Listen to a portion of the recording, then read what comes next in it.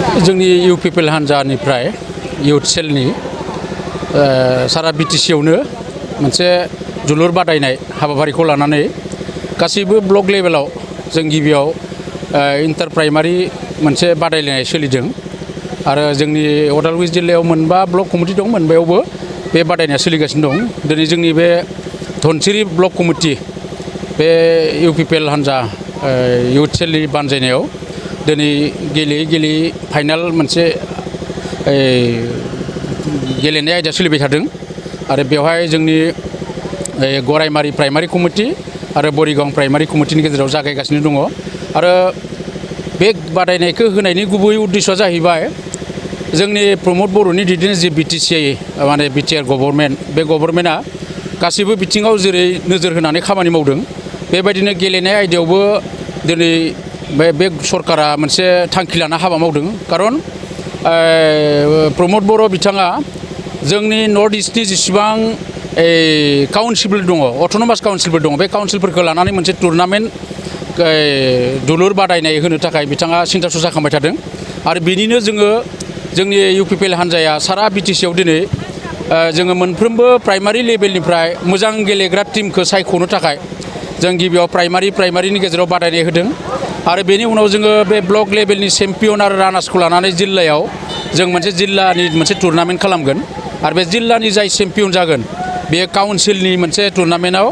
माने क्वालिफाइड जागोन आरो बे थांखिजों लानानैनो जों दिनै जोंनि गासै ब्लक कमिटिफोरा दिनै बे बादायनाय हाबाफारिखौ लाबाय थादों दिनै हरिसिङाव अलरेडि जोब्बाय दिनै जोङो बे धनसिरि ब्लकआ दिनै फाइनाल आरो बेनि उनाव जोंहा मोनथाम ब्लक कमिटि दङ बे साननैसोनि गेजेरावनो बे फाइनाला जागोन आरो बेबायदिनो थांखि लानानै हाबा मावबाय थानाय जादों जाय बिथांमोना चेम्पियन जाया देरहाया बिथांमोननि थाखाय माबायदि बेबस्था लागोन खेला बिथिङाव गेलेनाय बिथिङाव बिथांमोनखौ दावगासारनायनि थाखाय दिनै खेलानि माबाखौ जितु गेलेनाय आयदाखौ जोंनि सरकारा गोबां गुरुत्व होदों खारन गेलेनायजोंबो गावनि देहा सोलेरा गोख्रों समायना मोनसे मोजां जायो बेजों लोगोसे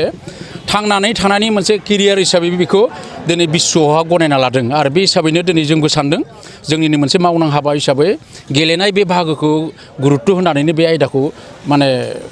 नाजानाय जादों जों UPPLनि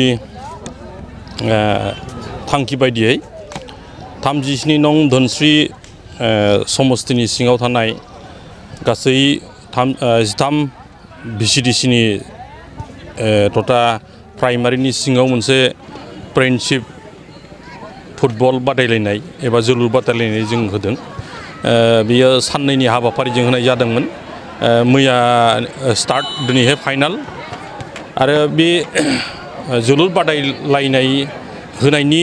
उद्देश्यआनो बेनो जे जिहेतु जोंनि बे ओनसोलाव गोबां टेलेन्ट आरो स्टेमिना गोनां बर' सेंग्राफोर बा जोलुर मोजां मोनग्रा सेंग्राफोर दं बिसोरो गेलेनो प्लेटफर्म मोना फिल्ड मोना आरो गोजौआव दावखोलांनो हानायनि बेबायदि मोनसे स्कप मोना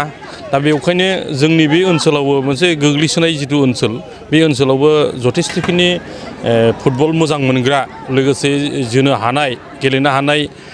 सेंग्राफोर दं जों बिसोरखौ जाहाथे इनकारेज होनाय बायदि गोसोआव जाहाथे मोनसे बोलो मोननो हायो आरो गावनि रोंगौथि एबा टेलेन्टखौ देखायनानै जाहाथे फैबाय थानाय दिनाव बिसोरो जाहाथे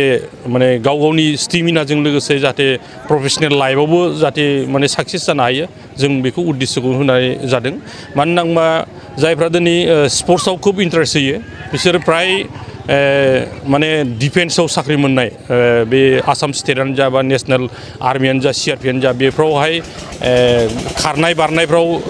गेलेबाय थानाय हिसाबै बिसोरो जथेस्थ'खिनि आग भाग लानो हायो दा ओंखायनो जोंनि जाखांफुनाय जायफ्रा सेंग्राफोर दं बिसोरबो जाहाथे फैबाय थानाय दिनाव बेबायदि सोरबा जुदि हर्सफ्राव जुदि गेलेनो हानाय बा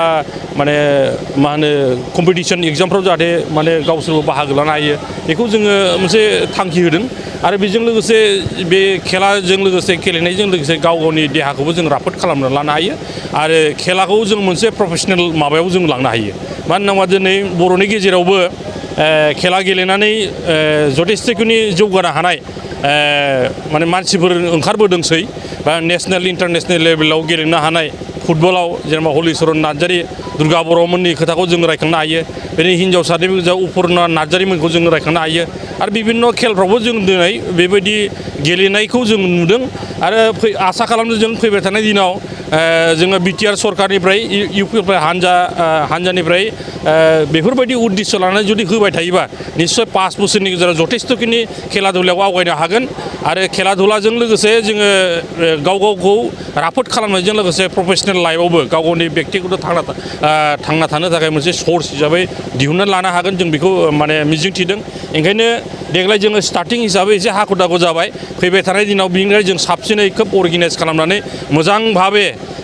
माने गुबुन गुबुन जायगायावबो जाहाथे जोंनि एरियानिफ्राय गेलेनो हायो बेबायदि मोनसे ट्रेनिं होनो हानाय बा माने बेबायदि कचिं होनो हानाय बेबायदि बेबस्थाखौ जों लानो माने सिन्था खालामदों ओंखायनो आसा खालामदों आरो जों बेजों लोगोसे जों अर्गेनाइज बायदि मोनसे खालामदों जे फैबाय थानाय दिनाव जाहाथे जोंनि ओनसोलनि सेंग्राफ्राबो जाहाथे खेला दुला बा फुटबल गेलेनायाव जाहाथे बयबो आवगायबोयो जों बेखौ आसा खालामनानै दिनै बे फुटबल बादायनायखौ जों होनाय जादों नि जानानै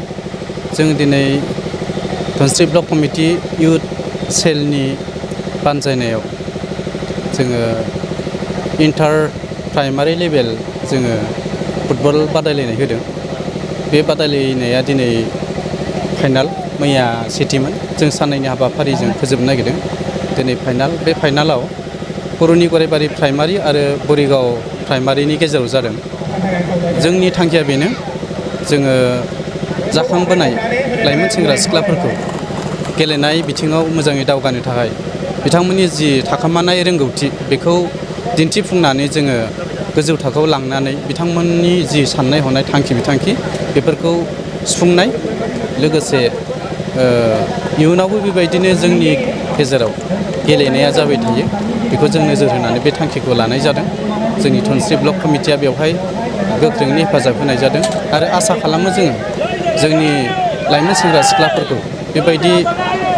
बादायलायनाय बिथिङाव जोङो आवगायबोनांगौ आरो जोङो इयुन जोलैफोरखौ जोङो लामा दिन्थिनो नाजाबोनांगौ